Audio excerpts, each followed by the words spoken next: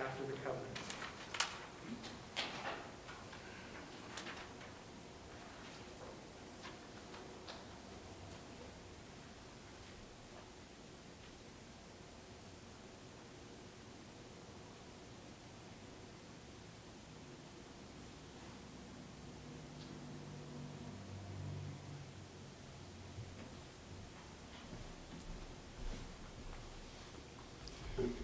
Good morning, and welcome to the Unitarian Universalist congregation of Flint.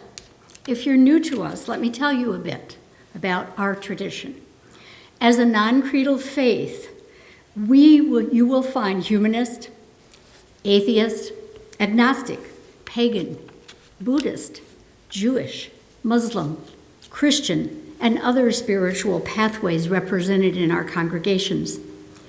Many people of goodwill, compassion, and reason will be represented here. And no matter your sex, race, economic station, educational level, or sexual orientation, you are welcome. If you'd like to know more about our local congregation and our denomination, please feel free to visit our website or call our ministers, Lynn and Jerry Kerr, or contact the office. That contact information can be found at uuflint.org. And now for some announcements. A big, grateful thank you to the many members and friends who generously donated money and time to shop for 25 children through the North End Soup Kitchen. This is part of Catholic Charities of Genesee and Shiawassee County, and we've been filling this need for more than 10 years. Some of you didn't feel safe shopping this year, so a thank you goes out to those who shopped and wrapped gifts for others. And I want to say a special thank you to John Helsum. His van was full to the top as he delivered the gifts. In addition, generous people donated $1,275, and those funds have been distributed to 8 local charities. And every agency expressed sincere thanks and that this was a greatly needed and unexpected gift. So on behalf of the Social Justice Committee, thank you to all.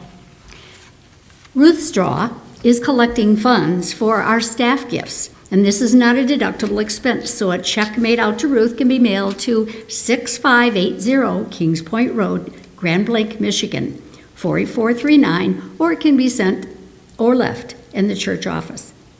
She would appreciate a call or text or an email as to the amount you will be contributing so she can expedite sharing the gifts with our staff, even if the mail continues to be slow. Traditionally, in this time of year, we also have an ask for our discretionary fund. But our ministers tell us that that fund is quite adequate, and so we will not be requesting further donations at this time. But if you know of someone or you personally have a need, please contact the ministers. If you can't reach them, the membership committee will put you in touch with the caring subcommittee. The chair of membership is Deb Simmons. Remind you that today, after our virtual service, you can join us for virtual coffee hour. And the information to access that is on our website and in the e-update. We have a request from Jerry Lynn for our Christmas Eve service. Please send 1 to 3 photos for your Christmas memories, past or maybe present. Pictures of your favorite ornaments or lights you put up every year, or anything that has a special meaning to you. Please send them to Jerry at revjerry@uuflint.org. And following our Christmas Eve service, we're going to try our virtual soup social. This will also be online following the 5 o'clock service. The soup social is going to be a little different because obviously we won't be sitting at the same table, but we invite you to heat up a bowl of soup, have a nice beverage at hand, and join us. Expect a call sometime this week, just on the outside chance that you'd like to get some soup delivered to you. Or maybe you just want to try somebody else's homemade soup. We have volunteers lined up to make and deliver, or if you want to be involved in that, please call Deb Simmons, Chair, of membership. And with that, I invite you to change your pace and your focus as we begin our service with a prelude by Jennifer and myself.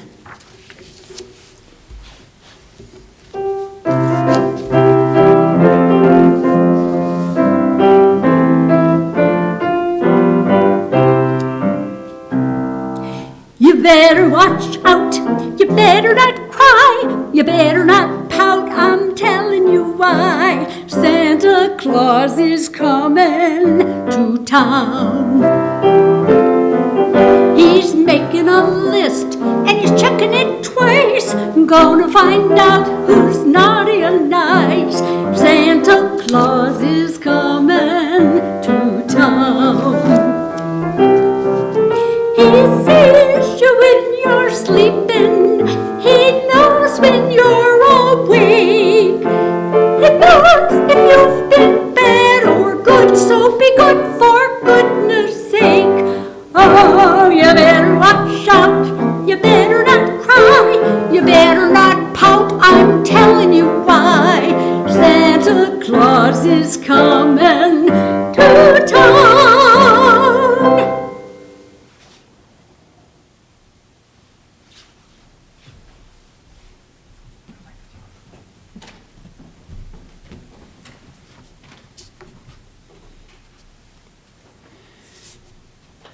And join me now as we light the chalice.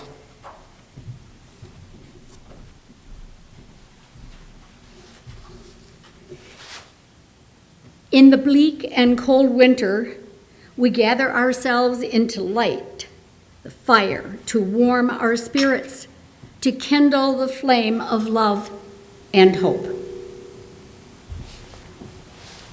And now join me in reciting our covenant. The words are printed on your TV screens.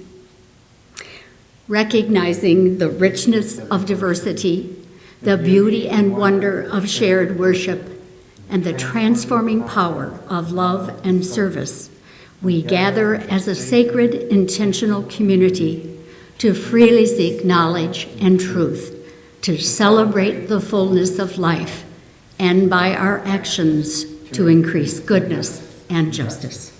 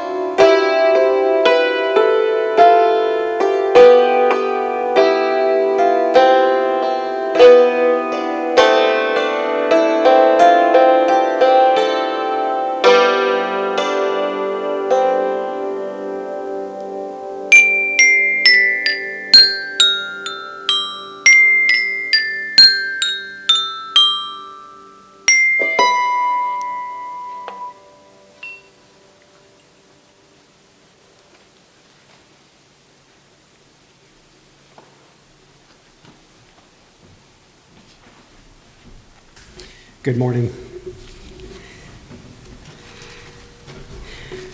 While preparing this homily about the miraculous birth of Santa Claus, I dared to do a computer search using the words Santa Claus in church. And of course, I learned again that a lot of people think that Santa is not holy enough to be in a church. Some think he is just too secular, a too secular part of Christmas. But how can such a nice guy like Santa Claus be unholy? And by the way, what is so unholy about the secular? Santa, the great lover of taking a break with cookies and milk, Santa is the incarnation of generosity, kindness, jovial laughter, and there's nothing unholy about any of those things. Put a Santa suit on the big smiling Buddha of China, and there he is, Santa Buddha, or Buddha Santa, whichever you prefer. It's hard to understand that he isn't allowed in church because American Santa is related to Dutch Santa, Sinterklaas, that is. And Sinterklaas is a direct descendant of the Christian saint, Saint Nicholas of Turkey.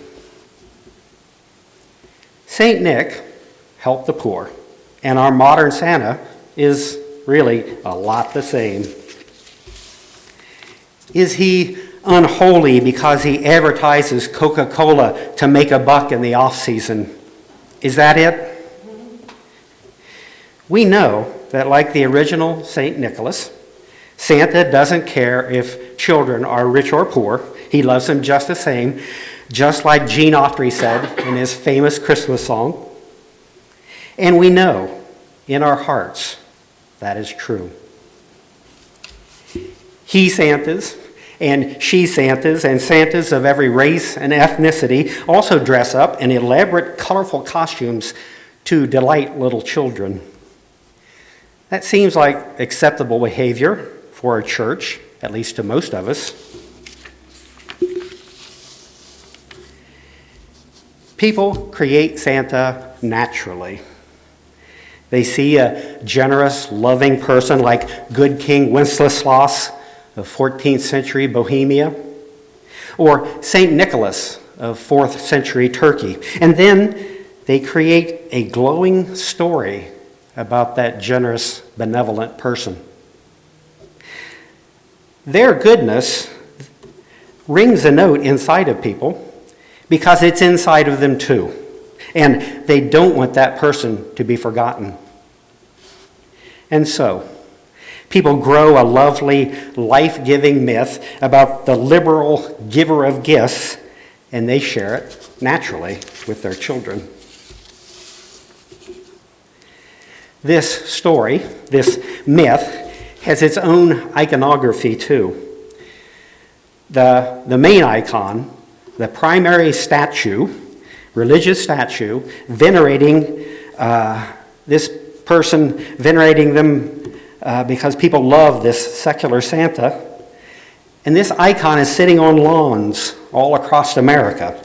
It is those hollow, red plastic figures of smiling Santa lighted from within. And sometimes plastic Santa is even standing in a manger scene on someone's front porch, usually near a plastic shepherd.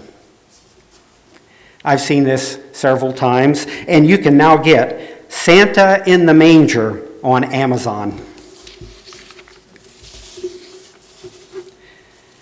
So you have to wonder, though, do people who put Santa Claus in the manger scene, do they know that some say that Santa is not holy enough to be sitting at the feet of baby Jesus? Part of me hopes they don't even think about it. And the other part of me hopes that they do think about such things, and then they say, the heck with it, and put Santa right there next to the shepherd adoring baby Jesus. The glowing Santa is the joyous idol of those who dare to worship kindness and joviality. It seems we can't help ourselves. We create Santa because Santa is part of us. Santa-ness is right there next to our inherent worth and dignity that we talk a lot about. And that inner Santa Claus wants to be born. Today, let us celebrate all things Santa because generosity, jovial laughter, those things are definitely holy enough for this church.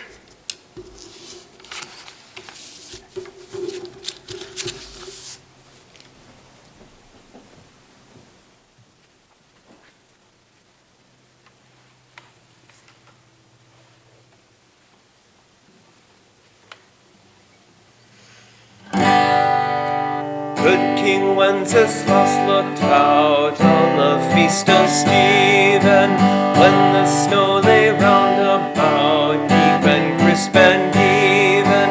Brightly shone the moon that night, though the frost was cruel, when a poor man came in sight, gathering winter fuel. Hither, page, and stand by me, if thou know'st it telling, yonder peasant, who is he, where and what his dwelling? Sire, he leaves a goodly hence, underneath the mountain, right across the forest fence, by St. Agnes' fountain. Bring me flesh and bring me wine, bring me pine logs hither, thou and I shall see him dine, when we bring them thither.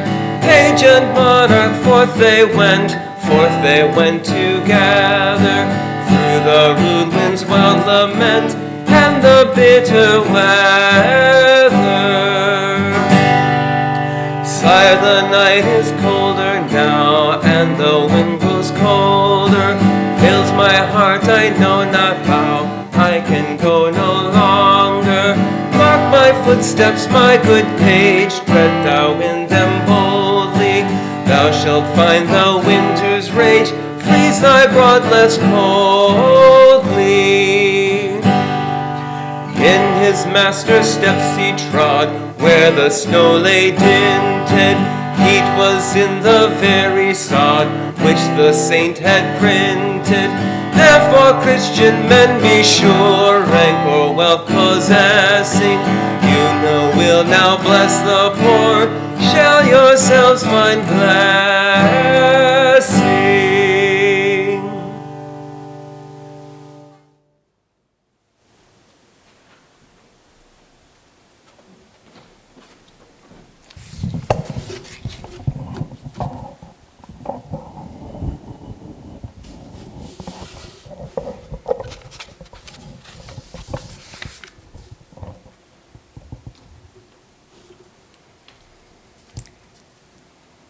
Our reading, Encounters with Santa,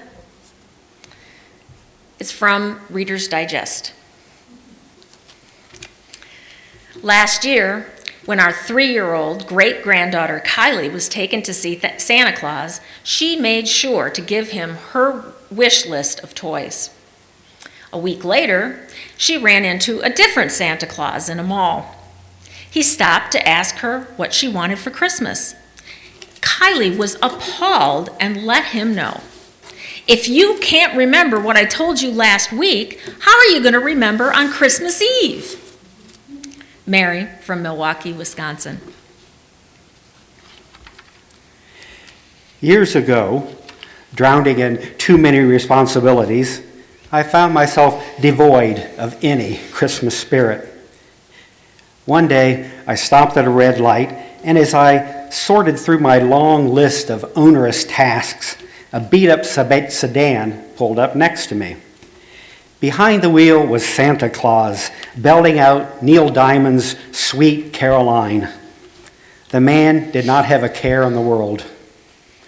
Realizing he had an audience, he turned, looked me straight in the eye, and shouted, "Merry Christmas," as he drove off. His enthusiasm lifted my spirits and officially kicked off my holiday season. Thomas from Winter Springs, Florida. One Christmas Eve, there was a knock on our door, and it was Santa, red suit, white beard, and all. My parents invited him in, and he proceeded to pose for photos with us and eat our cookies. After a while, he wished us Merry Christmas and left. Once the door closed behind him, we all looked at one another and asked, "Who ordered the Santa?" To this day, we have no idea who the man was. Kathy from Chino Hills, California. While I was president of a state college in New York, I came home from work one December day and drove my 5-year-old son, Brett, to Santa's village. Brett was nervous but excited and he had a long wish list of toys clutched in his hand. When it was our turn, we approached the great man seated in his chair. That was when Santa, who turned out to be a student at my college, stood up, extended his hand, and said, "Dr. Anderson, this is an unexpected pleasure." Brett dropped his list, stared at me with astonishment, and said, "Dad, why didn't you tell me you knew Santa?" And that was Roger from Roseville, California. On Christmas Eve, my husband went next door to retrieve a gift for my son and daughter. I had just slipped into bed, and when my son, who was 3 years old at the time, heard him.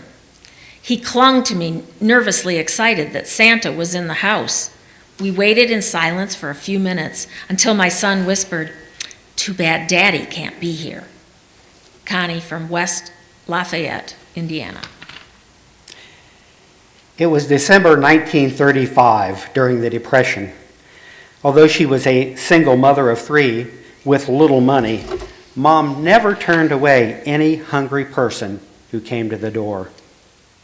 One day she welcomed in a man with white hair and a great white beard. While she fixed him a meal, he asked me in the kindest way, "What do you want for Christmas?" "Skates," I quickly replied. "You'll get them," he assured me. I was elated. Not so my mother. She couldn't afford them. Christmas morning came and there were no skates under the tree.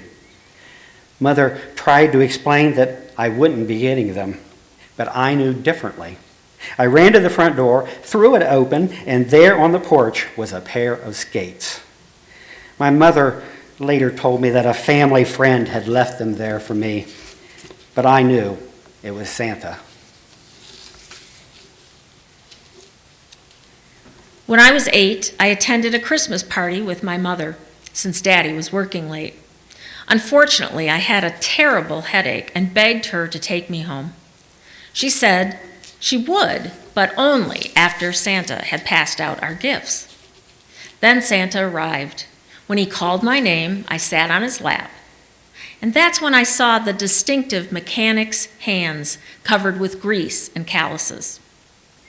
Santa was my dad. Amazingly, my headache didn't hurt so much anymore. Debbie from Santa Cruz, California. My 2 granddaughters had a visit from Santa, who was my son-in-law's co-worker. Santa asked the 2-year-old, "So, what do you want for Christmas?"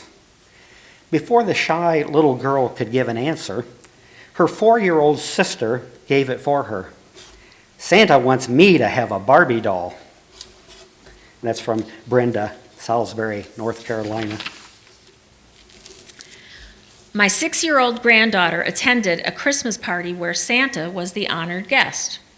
When it came turn for her to sit on his lap, Santa asked her name. "Shelby," she whispered. "Can you repeat that?" asked Santa. Annoyed, Shelby said loudly, "Oh, you know me, Larry. You're my bus driver." Ellen from Idaho Falls, Idaho. My sister-in-law had driven her 5-year-old son Josh to the mall with the purpose of visiting Santa and telling him what he wanted for Christmas.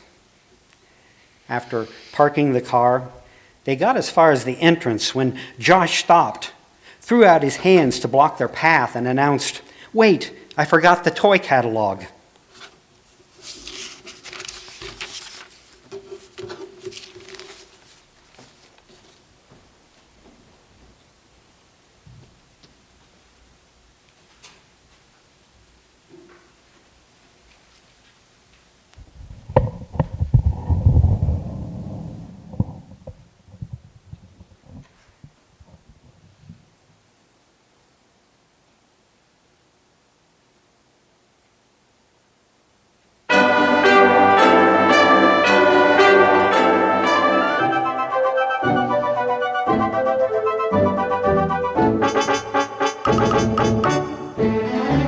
It's beginning to look a lot like Christmas everywhere you go. Take a look in the 5 and 10, glistening once again with candy canes and silver lanes aglow. It's beginning to look a lot like Christmas, toys in every store. But the prettiest sight to see is the holly that will be on your own front door. A pair of hop-along boots and a pistol that shoots is the wish of Barney and Ben. Dossip will talk and we'll go for a walk is the hope of Janice and Jen. And Mom and Dad can hardly wait for school to start again. It's beginning to look a lot like Christmas everywhere you go. There's a tree in the Grand Hotel, one in the park as well, the sturdy kind that doesn't mind the snow. It's beginning to look a lot like Christmas. Soon the bells will start, but the thing that'll make them ring is the carol that you sing right within your heart.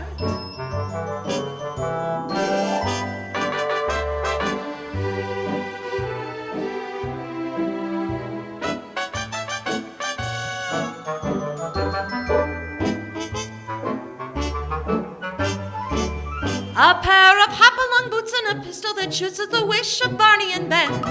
Dossip will talk and we'll go for a walk is the hope of Janice and Jen. And Mom and Dad can hardly wait for school to start again. It's beginning to look a lot like Christmas. Soon the bells will start, but the thing that'll make them ring is the carol that you sing right within your heart.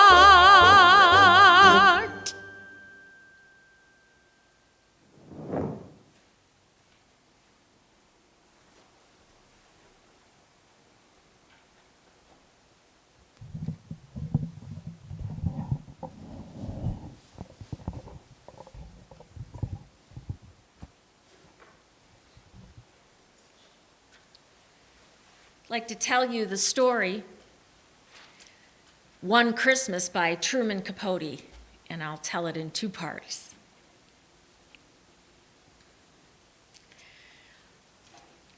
My mother, when she was 16, married a 28-year-old businessman from New Orleans, but my mother was too young to be a mother or a wife. And she deposited me in the care of her large Alabama family. My father was occupied in New Orleans, and I was happy where I was. I had many kindly relatives, aunts and uncles and cousins, particularly one cousin, an elderly, white-haired, slightly crippled woman named Sook, Miss Sook Falk. I had other friends, but she was by far my best friend. It was Sook who told me about Santa Claus, his flowing beard, his red suit, his jangling, present-filled sled. And I believed her, just as I believed that everything was God's will, or the Lord's, as Sook always called him. If I stubbed my toe or caught a good-sized fish at the creek, well, good or bad, it was all the Lord's will. All that was what Sook said when she received the frightening news from New Orleans. My father wanted me to travel there to spend Christmas with him. I cried. I didn't want to go. I'd never left this small, isolated Alabama town. I'd never gone to sleep without Sook combing her fingers through my hair and kissing me goodnight. But as Sook said, it's the Lord's will. And who knows, buddy, maybe you'll see snow. Snow. Until I could read myself, Sook read me many stories, and it seemed a lot of snow was in almost all of them. Drifting, dazzling, Fairy tale flakes. It was something I dreamed about. I don't know why she thought I would see snow in New Orleans. Never mind. She was just trying to give me courage. It was a 400-mile trip, something like that. And as I stepped off the bus, a man swept me in his arms, and he squeezed the breath out of me. He was laughing and crying. A tall, good-looking man. And he said, "Don't you know me? Don't you know your daddy?" I was speechless. I didn't say a word until at last, while we were riding along in a taxi, and I asked, "Where is it?" "Our house? Well, it's not far." "Not the house, the snow." "What snow?" "Well, I thought there'd be a lot of snow." He looked at me strangely, but laughed. "There's never been any snow in New Orleans, not that I've heard of." That night, when I went to bed, I said my prayers and I prayed that I would soon be home with Sook. I didn't know how I could ever go to sleep without Sook to kiss me goodnight. So I began to wonder what Santa Claus would bring me. I wanted a pearl-handled knife and a big set of jigsaw puzzles, a cowboy hat with a matching lasso, and most of all, a radio. But I knew that was impossible. I didn't know 10 people who had a radio. Remember, this was the Depression, and in the Deep South, houses furnished with radios or refrigerators were rare. My father, he had both. He seemed to have everything. A car with a rumble seat, not to mention an old, pretty pink little house in the French Quarter, and a secret patio garden covered with flowers, and it cooled by a fountain that was shaped like a mermaid. He also had half a dozen, well, I'd say a dozen lady friends. He must have had charm, and indeed, he seemed to charm most people, except for me. That was because he embarrassed me so, always hauling me around to meet his friends, everybody from his banker to his barber, and of course, all his lady friends. First of all, there was nothing to brag about. I was a real country boy. I believed in Jesus and faithfully said my prayers, and I knew Santa existed. And at home in Alabama, except to go to church, I never wore shoes, winter or summer.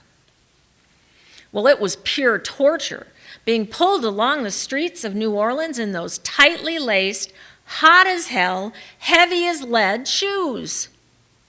My poor father had no idea how miserable I was. He would say, "Tell the truth. Don't you want to come and live with me here in New Orleans?" "I can't." "What do you mean you can't?" "I miss Sook. I miss Queenie. We have a little rat terrier, a funny little thing, but we both love her." He said, "Don't you love me?" I said, "Yes." But the truth was, except for Sook and Queenie and a few cousins and a picture of my beautiful mother beside my bed, I had no real idea what love was. I soon found out. The day before Christmas, we were walking along Canal Street, and I stopped dead still, mesmerized by a magical object that I saw in the window of a big toy store. It was a model airplane, big enough to sit in, and it had pedals like a bicycle. It was green and it had a red propeller. And I was convinced that if you pedaled fast enough, it would take off and fly. Now, wouldn't that be something? So that night, I prayed that Santa Claus would bring me that airplane. My father had already bought a Christmas tree. We spent a great deal of time at the Five and Dime picking out things to decorate it with. Then I made a mistake. I put a picture of my mother under the tree. The moment my father saw it, he turned white and he began to tremble. I didn't know what to do, but he did. He went to a cabinet and he took out a tall glass and a bottle. I recognized the bottle because all my Alabama uncles and had plenty just like it. He filled the glass and he drank it with hardly a pause. And after that, it was as though that picture of my mother just vanished. And so I awaited Christmas Eve and the always exciting advent of Fat Santa.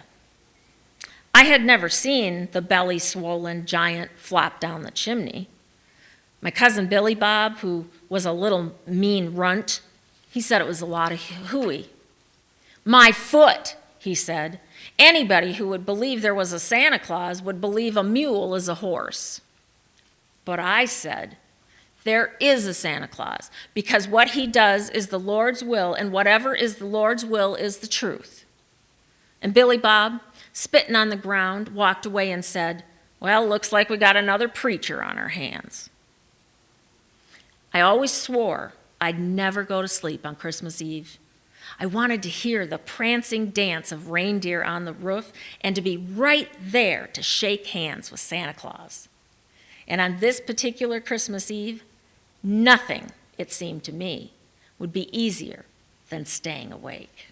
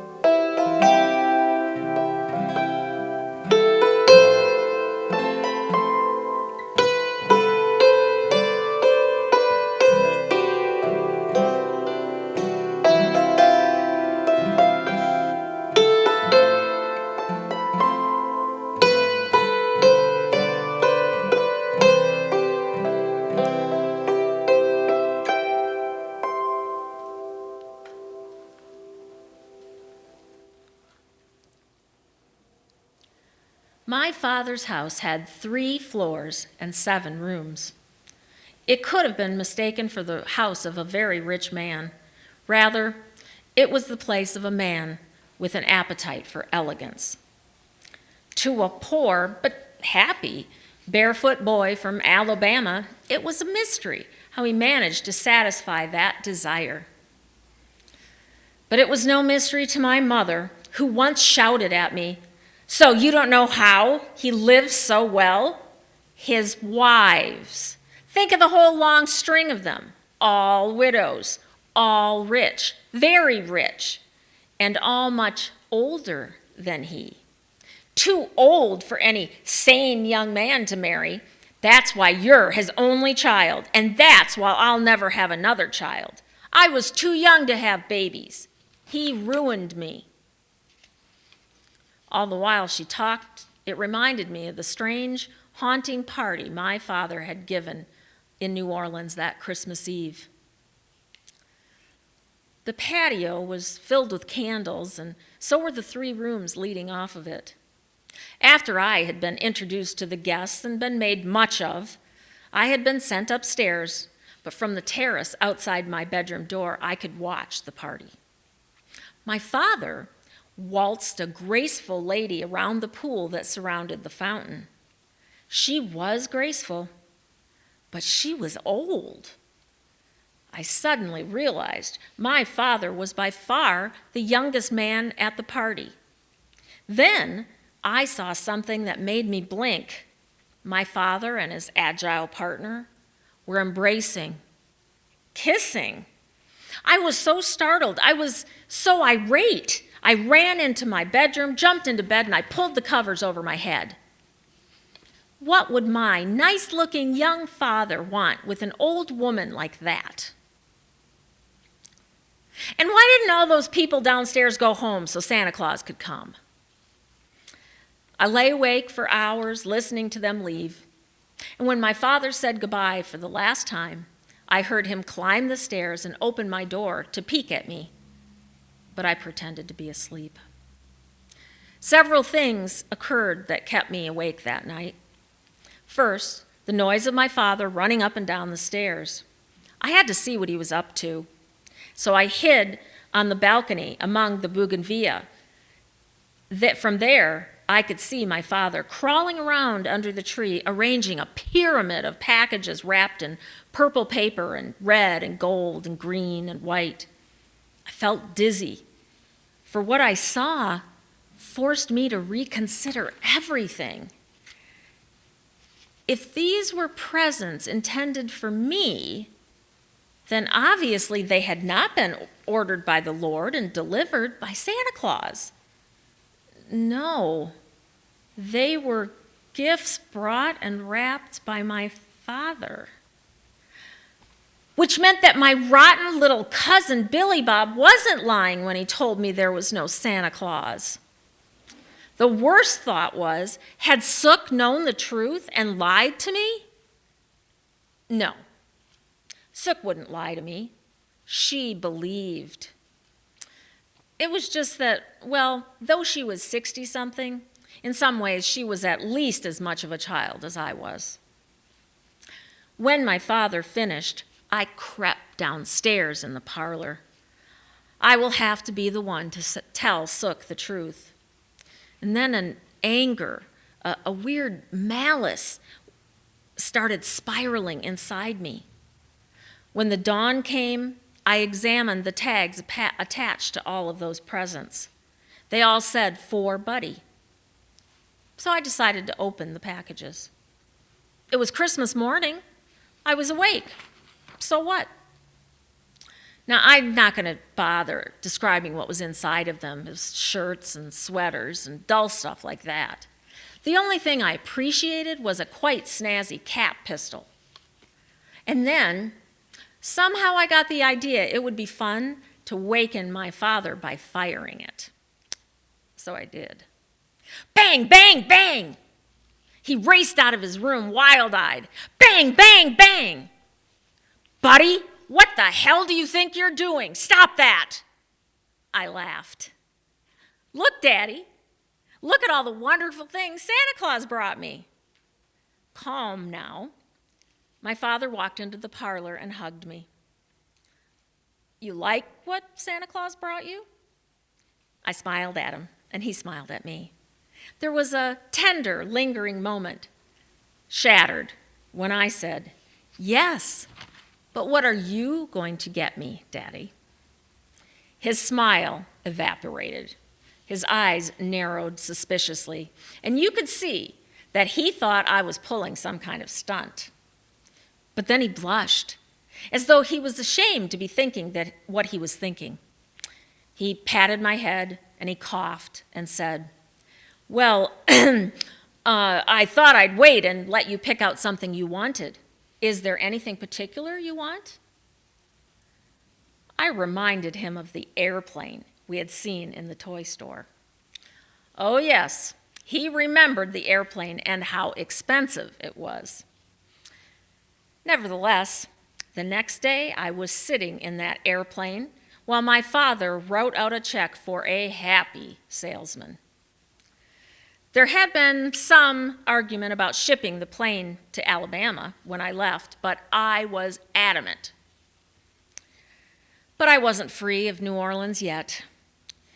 The problem was a large silver flask of moonshine my father had been swilling all day. On the way to the bus, he scared me by grabbing my wrist and harshly whispering, "I'm not going to let you go. I can't let you go back to that crazy family in that crazy old house. Just look at what they've done to you. A boy, 6, almost 7, talking about Santa Claus. Listen to me, buddy. There is no God. There is no Santa Claus. Kiss me. Please, tell your daddy that you love him." But I couldn't speak. I was terrified that I was going to miss my bus. And I was worried about my plane, which was strapped to the top of the taxi. "Say it. Say I love you. Say it, please, buddy. Say it." Well, it was lucky for me that our taxi driver was a good-hearted man, because if it hadn't been for his help and a friendly policeman, I don't know what would have happened when we reached the bus station. Once I was on the bus, I crouched in a seat and I shut my eyes, and I felt the strangest pain, a crushing pain. It hurt everywhere. But then I thought, well, if I take off these heavy city shoes, the agony would ease. And I took them off. But the mysterious pain did not leave me. In a way, it never has. Never will.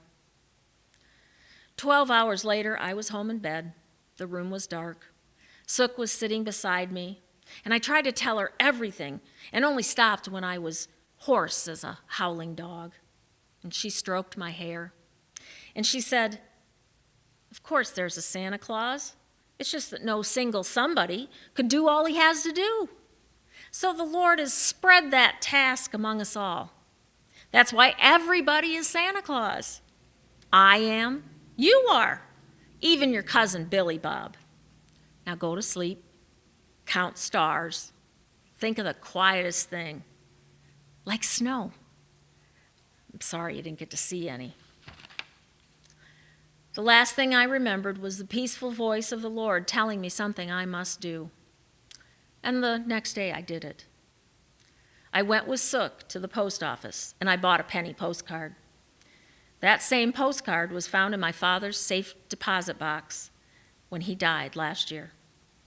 Here is what I had written to him. "Hello, Pop. Hope you're well.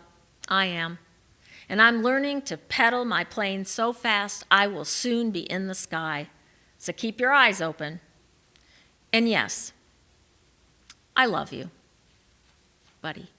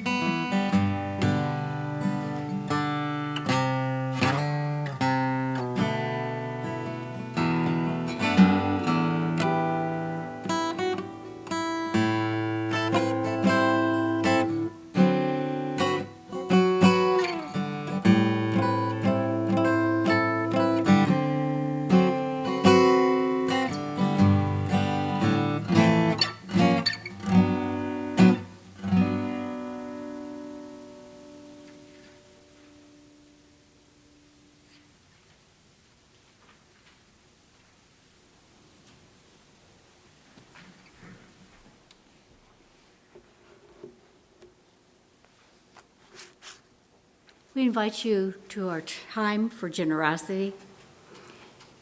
In this community, we affirm the goodness of the world, and we share our joy for life, and we stand on the side of love. We share our time, talent, and treasure to continue being a liberal presence in this community. You can share your abundance by going to uuflint.org and making a donation, or by sending a check to the church office to sustain this community and the facility, our church home.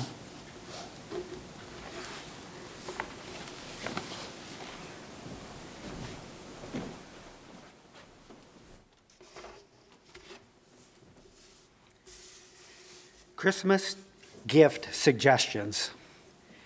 To your enemy, forgiveness. To an opponent, tolerance. To a friend, your heart.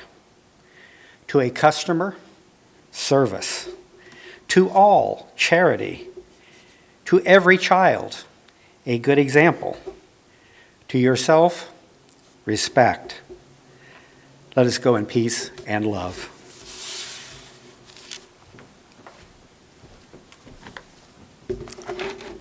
Let us extinguish our chalice, and at home you may read along.